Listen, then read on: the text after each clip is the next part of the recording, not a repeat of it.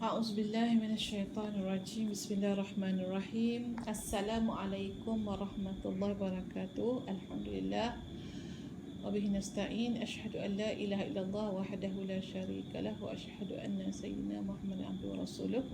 Rabbi shrah li sadri wa yassir li amri wahlul 'uqdatam min lisani yafqahu qawli. Bismillahirrahmanirrahim. Wa zakir fa inna zikratan fa'al mu'minin. Berilah peringatan, kan sungguh peringatan itu memberikan manfaat kepada orang-orang mukmin. Alhamdulillah, kita bertemu lagi dalam tafsir Quran Juz Amma kali yang ke-6 untuk sesi bulan 11 2021. Jadi hari ini kita akan sambung bacaan kita dalam surah Al-Ghashiyah, itu ayat ke-8 hingga 16. Bismillahirrahmanirrahim. Wujuhun yawma idzin na'imah لسعيها راضية في جنة عالية لا تسمع فيها لاغية فيها عين جارية فيها سرر مرفوعة وأكواب موضوعة ونمارق مصفوفة وزرابي مبثوثة. Sadaqallahul Azim. Maksud ayat ini ialah maka orang-orang yang beriman pada hari itu berseri-seri, berpuas hati dengan balasan amal usahanya yang baik yang telah dikerjakannya di dunia. Mereka tinggal menetap dalam syurga yang tinggi, tempat kedudukannya dan darjatnya. Tidak kamu dengar dalamnya perkataan yang sia-sia. Di dalam syurga ada mata air yang mengalir, dalamnya ada pelamin-pelamin berhias yang tinggi tempatnya, dan piala-piala minuman yang telah disediakan untuk mereka, dan bantal-bantal yang tersusun serta permaidani yang terbentang. Alangkah indahnya gambaran syurga.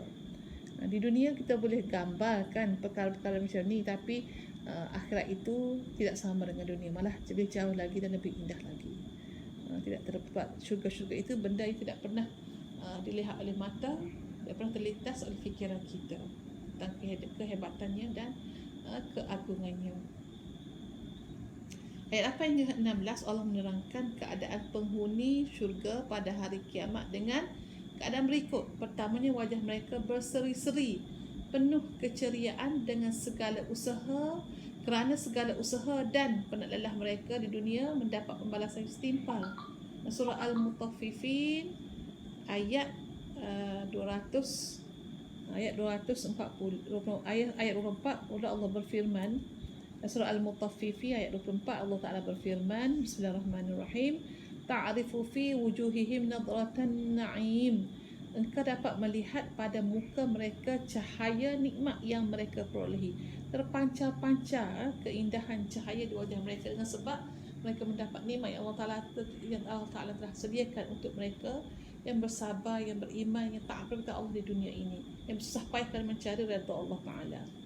Mereka ditempatkan dalam syurga yang kedudukannya lebih tinggi daripada tempat-tempat lain.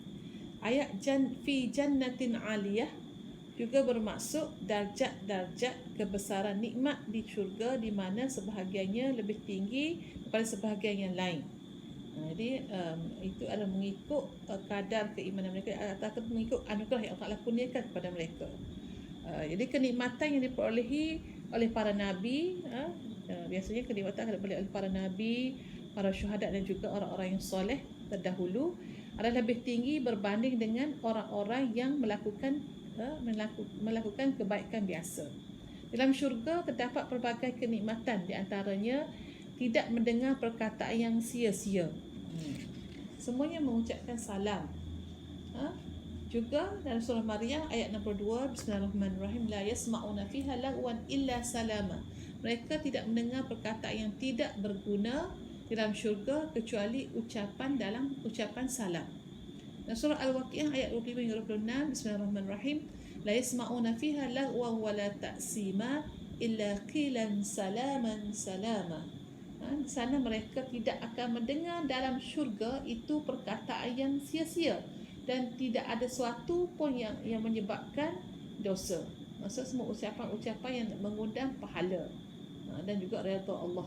Mereka hanya mendengar ucapan selamat, yakni salam dari satu kepada yang lain. Terdapat mata air yang mengalir.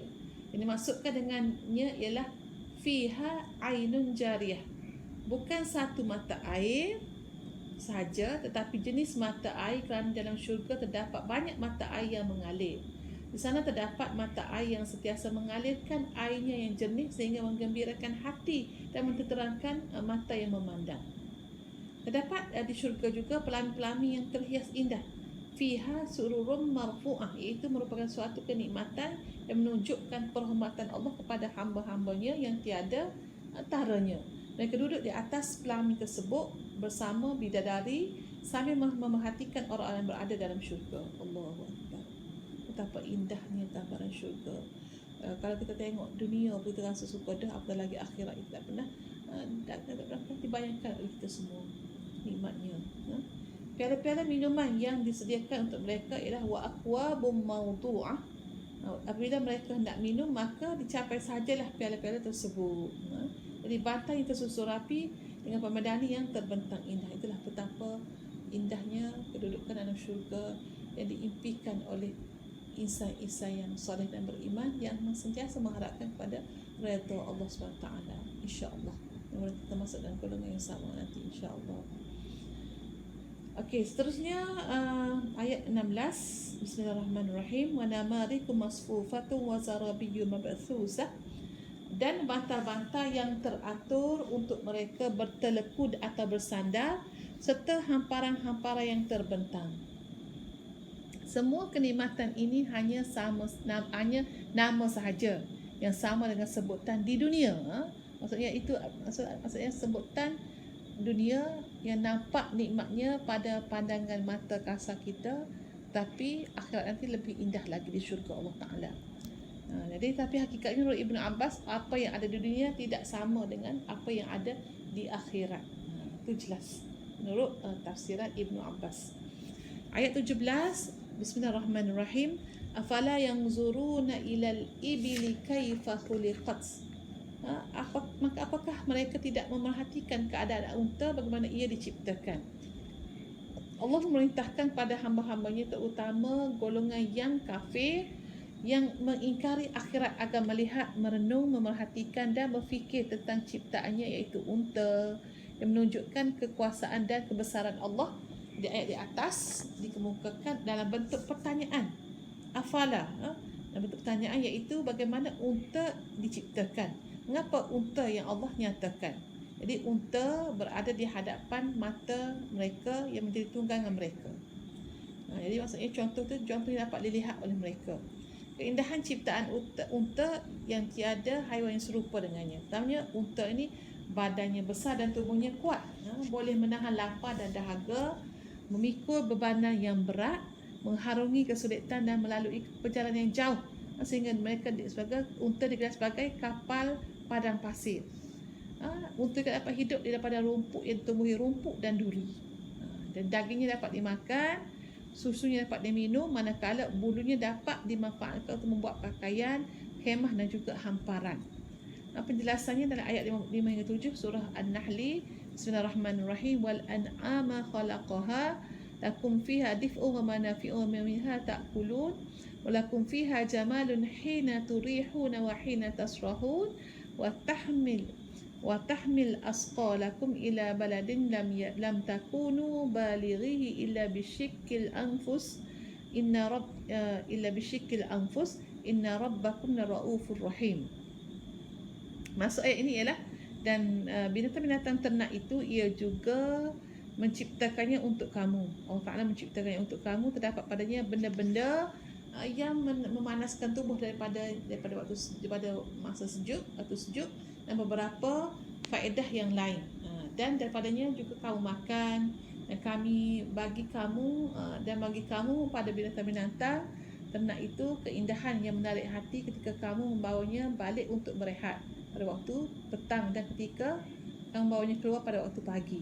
Maksudnya macam satu terapi lah. Ada orang yang memelihara unta ni. Dan binatang-binatang itu pula membantu barang kamu ke mana-mana negeri yang kamu tidak dapat sampai kepadanya, melainkan dengan menanggung susah payah. Sungguhnya Tuhan kamu amat melimpah belas kasihan dan rahmatnya. Okey, manakala tafsir Allah dan firman Allah dalam ayat 18, wa ilas samai kaifa rufi'at. Allah memerintahkan supaya memerhatikan dan memikirkan bagaimana langit itu ditinggikan, itu Allah meninggikannya dari bumi dengan cara yang menakjubkan. Dalam surah Al-Qaf ayat 6 Allah menyatakan afalam yanzuru ila as-sama'i fawqahum kaifa banainaha wa zayyannaha wa ma laha min furuj. Kalau mereka menyangka kami tidak berkuasa mengembalikan mereka hidup semula, maka tidakkah mereka memandang pada langit yang ada di sebelah atas mereka dengan tidak bertiang. Bagaimana kami membinanya dengan rapi serta kami memperhiasinya dengan bintang-bintang dan dengan keadaan tidak ada padanya retak renggang. Jadi itulah dia penjelasan pada ayat ke-18 pada dijelaskan dalam surah Al-Qaf ayat 6. Cuma Allah dalam ayat ke-19 wa ilal jibali kaifa nusibat, dan keadaan gunung ganang bagaimana ia ditegakkan. Jadi kalau kita lihat daripada ayat ini bahawasanya bagaimana gunung ganang dan bukit bukau dibina dengan begitu kukuh oleh Allah Ta'ala jadi pasak bumi sehingga bumi tidak bergoyang bersama penghuninya. Dalamnya terdapat banyak manfaat bagi manusia dan makhluk yang lain. Gunung menjadi penanda bagi orang-orang yang musafir agar tidak sesat. Ia menjadi tempat pancuran air hujan untuk mengairi tanaman dan minuman haiwan. Ia juga menjadi panorama yang indah bagi pandangan mata dan juga tempat rekreasi. Begitu indahnya ciptaan Allah, semua ada manfaatnya. Manakah ayat yang ke-20 wa ilal ardi kaifa sutihat. Allah menciptakan bumi dengan merata dan menghampalkannya supaya dapat dimanfaatkan oleh penduduk bumi. Manusia mengambil manfaat apa yang ada di atas muka bumi dan apa juga yang ada dalam kandungan bumi, perut bumi seperti logam, galian dan sebagainya. Manusia semuanya dicipta oleh Allah untuk memudahkan kehidupan manusia. Fazakir innama anta muzakkir lasta alaihim bimusaitir. Maka berilah peringatan kerana sesungguhnya engkau wahai Muhammad hanyalah memberi peringatan, engkau bukanlah orang yang berkuasa atas mereka. Jelas pada ayat ini Allah menyuruh Nabi supaya memberi peringatan berupa kabar gembira dan berita-berita yang menakutkan.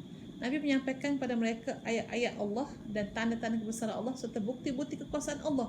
Allah memberi motivasi kepada Nabi bahawa tugasnya adalah untuk menyampaikan sahaja dan tidak boleh memaksa mereka untuk beriman dan menerima seruannya. Sebab la ikraha fiddin. Dan surah Yunus ayat 99. Bismillahirrahmanirrahim. Walau syaa rabbuka la amana man fil ardi kulluhum jami'a afa anta tukrihun nasa hatta yakunu mu'minin. Maksud ayat ini ialah dan bukanlah tanggungjawabmu wahai Muhammad menjadikan seluruh umat manusia beriman. Jika Tuhanmu menghendaki nescaya berimanlah segala manusia yang ada di bumi. Janganlah engkau bersedih hati tentang kedegilan orang-orang yang ingkar itu.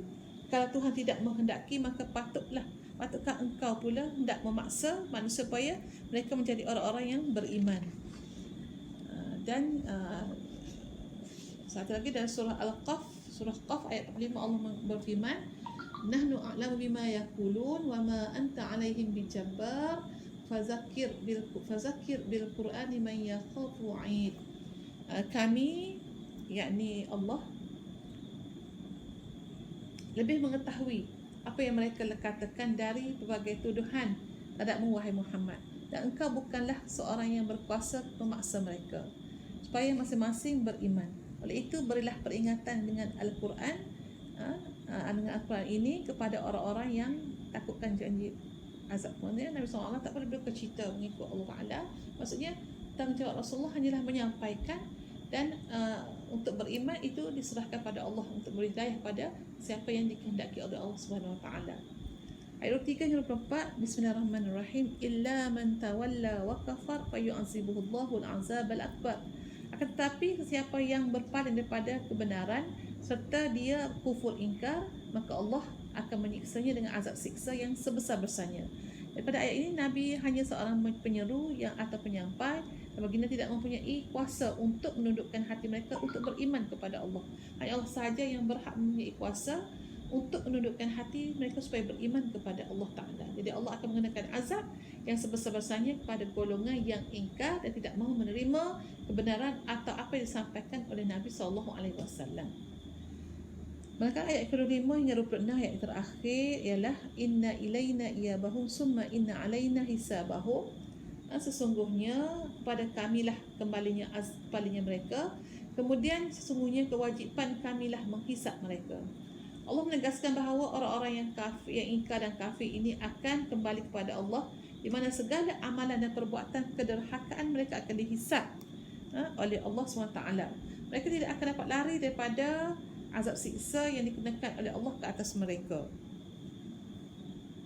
Okey, ayat di atas juga muslimat yang dirahmati Allah sekalian sebagai penawar pada Nabi untuk menghilangkan kesedihan dan kekesalan akibat penolakan yang penentangan yang diadakan kata Nabi SAW secara berterusan oleh golongan ingkar dan kufur ini. Ia juga menunjukkan bahawa ajaran Islam tidak boleh dipaksakan atas sesiapa. Terpulanglah kepada mereka untuk menerima atau menolaknya. Jadi tugas berdakwah dan mengajak sesiapa sahaja ke jalan Allah akan berterusan tanpa noktah.